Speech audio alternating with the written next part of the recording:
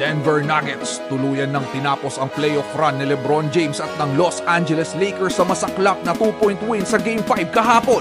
Nanguna muli para sa Nuggets si Nikola Jokic na muling nakapagtala ng monster performance sa kanyang 25 points, 20 rebounds at 9 assists. Isang high-scoring performance naman ang pinakita ni Jamal Murray na may 32 points, 3 rebounds at 7 assists na may 5 3-pointers sa kabila ng iniindang leg injury.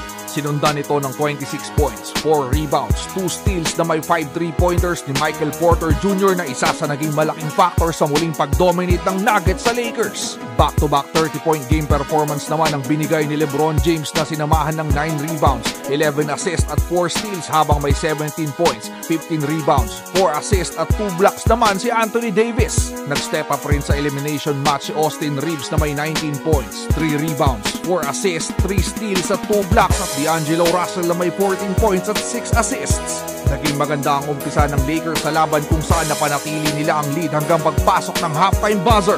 Nakapagtala ng 19-5 scoring run sa loob ng 4 na minuto ang Nuggets sa second half hanggang tuluyang makuha ang lead sa huling minuto ng third quarter.